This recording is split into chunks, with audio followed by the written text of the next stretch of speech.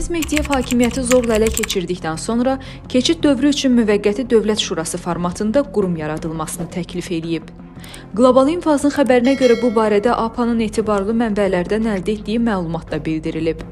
Stat: Bu plan 87 yaşlı köhnə bürokratın özünün rəhbər olmasını nəzərdə tutub.